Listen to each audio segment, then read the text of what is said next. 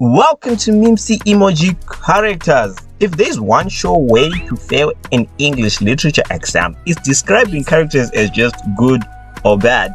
Because characters in any decent novel are much more nuanced than that. There are so many complexities that go into a character's way of thinking and actions. So this is where we study these nuanced characters in a segment we call Emoji Characters, where we study 5 of the most influential characters of a particular novel and their characteristics and how they contribute to the overall shape of the story.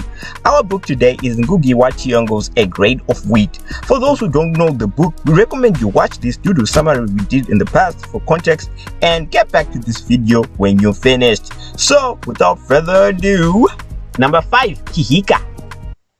The brother of Mumbi and the brave freedom fighter in the Mau Mau rebellion. He is the man at the top G, as Andrew Tate would say, of the village. He, unlike Mugo, who is reluctant and just wanna live his life on the terraces, Kihika wants to play in the arena. He is driven and focused on his purpose, that is to liberate his people, seeing himself as a bit of a Christ figure who is willing to die for the cause. He is the grain of wheat that is talked about in the book, the seed that is the symbol of future hope for the people. Well, he lives up to his billing, definitely. He is responsible for killing D.O. Robson and taking over my prison, which makes him a hero for the people, the people's champion, like The Rock, Dwayne Johnson.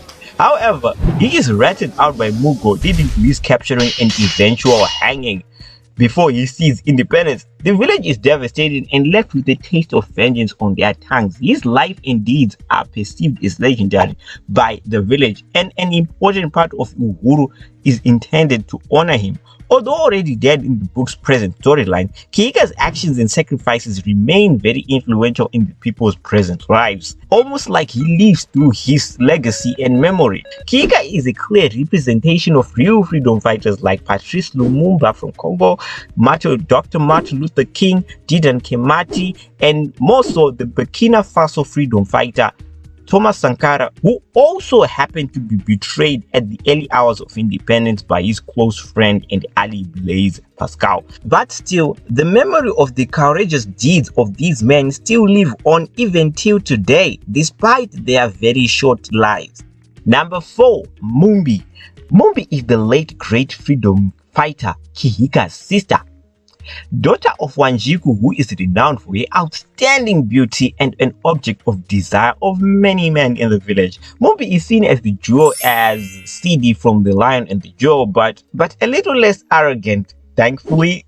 The beautiful sister of Kihika, she dreams of sacrifice and noble deeds, and she falls in love with Thiong'o when she is young and yearns for him while he is away in detention camp. She is still willing to wait for him. I like Mumbi. She is sweet and caring with great foresight, but there is this one time with that one thing she did in the novel. When she hears from Karanja, who also loved her but whom she detests personally, that Thiong'o is coming home, she used to Karanja's advances and bears a child by him because of hysteria. You know, there are many ways to celebrate your husband's homecoming, but sleeping with another man upon hearing the news of his possible return definitely was one way that didn't cross my mind. Or maybe I'm just being old-fashioned, I don't know. She is the single character who remains in the village where most people are in detention. Although Karanja managed to sneak into her drawers like a scathing thief in the night, Thiong'o is the one who truly has a heart.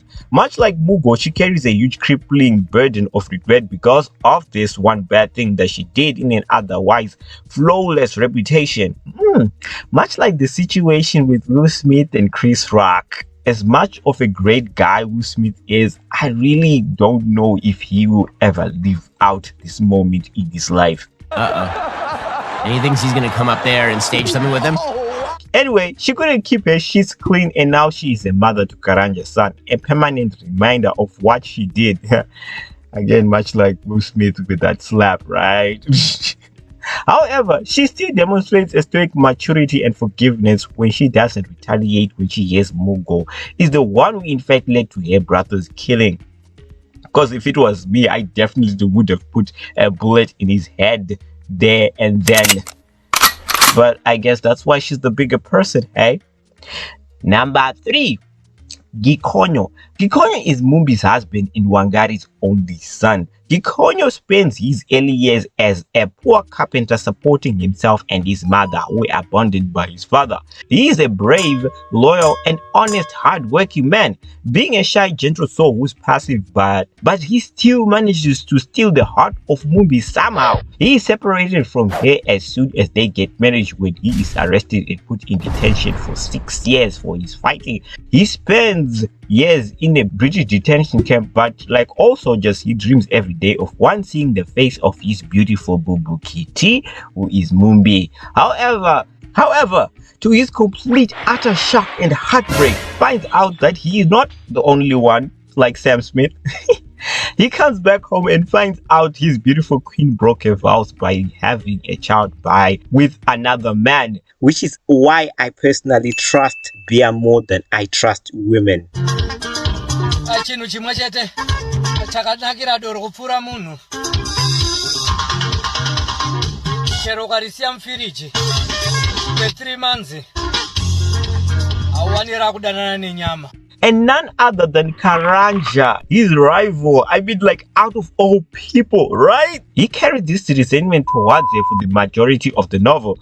So he does what any real man would do. Instead of turning to gender-based violence like some of these South African men, at least he deals with his pain constructively. He turns his heartbreak into organic fuel to succeed by being a merchant. He throws himself into his work and becomes wealthy. When he is injured at the Uhuru celebrations racing Karanja, it allows him to start working on forgiving Mumbi and start afresh with her after being inspired by Mugo's confession. Number 2, Karanja. Karanja is like the villain of the village. I can't decide whether he is a rat or a snake.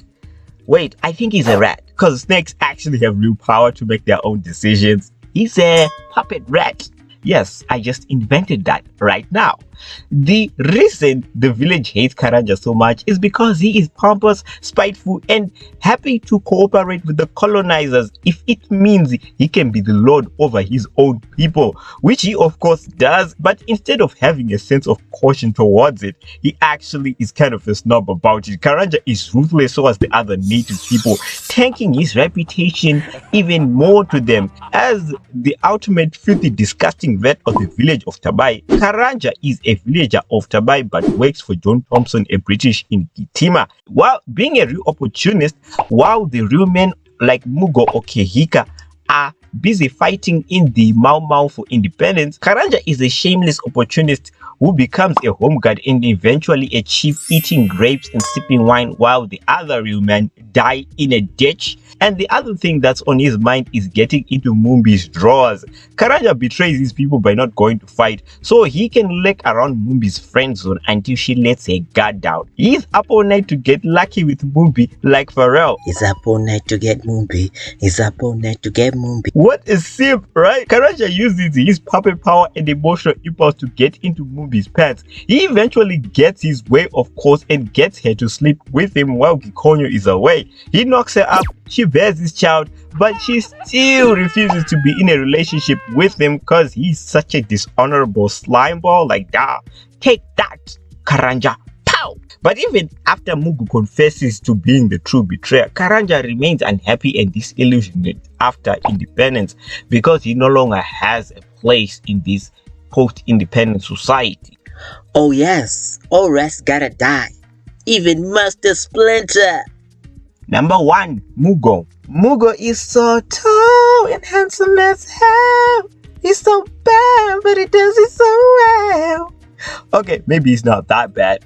Mugo is a good introverted man who is exalted by the village like Kihika for his fighting. He is believed to have mystical powers and the village even wants to make him their chief. But Mugo in real life is actually much more human and grounded. As the primary protagonist and a villager of Tabai, Mugo's parents die at an early age, leaving him as an orphan in the care of his alcoholic aunt who abuses and demeans him throughout his childhood. So we have some traumatic scars up in here. which may explain why he is so quiet and distant from the other village affairs. Being a mysterious man who lives in the village and spends time in the detainment camps, he in fact doesn't think he is all that, because much like Mumbi, he did this one bad thing that haunts him for much of the novel because of emotional impulse. And unlike Karanja, he actually has a conscience and does feel bad about what he did. Beneath all that praise, little does the village know that he is in fact the one who sold out Kihika to be hanged and not Karanja. Mogo eventually grows a pair and comes clean after listening to Mumbi confide in him regarding her own life story of being a momentous skank. I'm just kidding. Mumbi isn't a skank. She just became pregnant with another man's baby. Like, every woman does that, right? Like, duh. Andrew Tate once said, being a man means feeling things and still acting like a man. Depressed, nervous, and full of contradicting thoughts about what people would think, Mugo announces his involvement in Kihika's death at the Uhuru celebration, which he was expected to appear as their glorified hero. And General R and his team have no choice but to arrest him, but at least his conscience has been freed. Kihika, Karanja, and Mugo are used by Ngugi to show the dark side of the struggle of the African liberation struggle. That dark side of betrayal and selling out. That side no one ever talks about in a bid to portray an image of unity for the people. Because not all black people have the same ideas about independence and unity and black progress. So these are the top 5 characters in A Grain of Wheat in our opinion. Hope you learned a lot today. If you think we left out a character or want to see us do another African book, another set of characters from a classic African book, please leave a comment and we'll get right to it. So, as always guys, thanks for watching MC Africa. Hi guys, thanks for watching the video, and as always I hope you got enlightened. You know, here at Mimsy Africa we also offer graphic designing and video editing services to anyone around the world through Remit. The prices are quite reasonable, of course, so if you have a YouTube channel, video, blog, or social media business that may require quality visuals that really make a statement and really engage your audience, hit us up either here in the comment section or at our Instagram inbox and we can make arrangements there. The link is in the bio. And as always folks, thanks for watching BMC Africa.